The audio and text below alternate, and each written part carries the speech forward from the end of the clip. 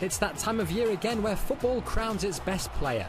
Two of the world's great goal scorers are the main contenders, but there are other names in the mix. So who will lift the Ballon d'Or in 2023? Hello there and welcome to Football Now from the Lusail Stadium here in Qatar. Now the Ballon d'Or is the game's most prestigious individual award, and the ceremony for the men's and women's categories takes place in Paris this year on October the 30th. We'll be previewing the Ballon d'Or Feminin next week, but for now we're focusing on who will be crowned the best men's player in the world in 2023. Before we take a look at those on the shortlist, let's remind ourselves exactly what the award is and why it means so much to the players to be nominated.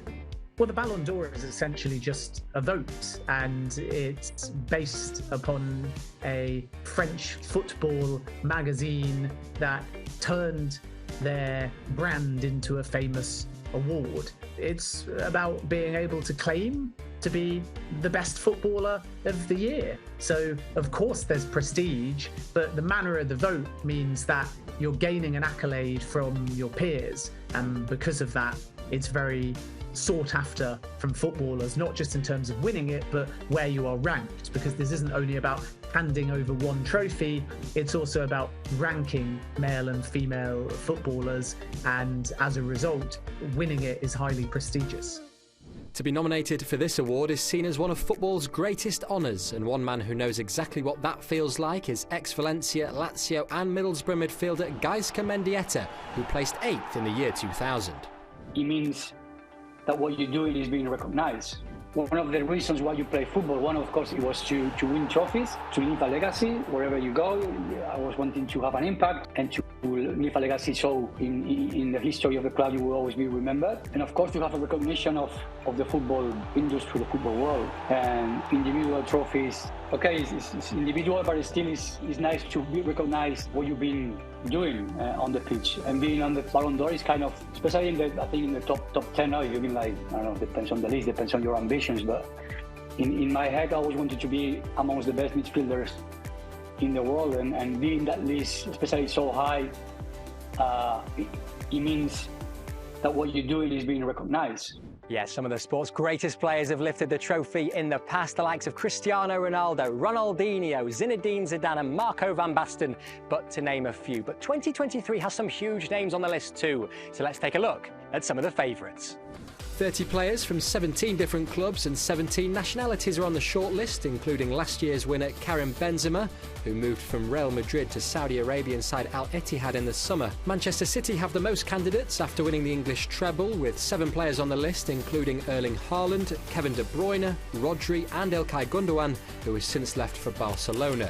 City's Julian Alvarez is also one of Argentina's World Cup winning squad representatives, along with Emi Martinez and Lautaro Martinez, and of course Lionel Messi.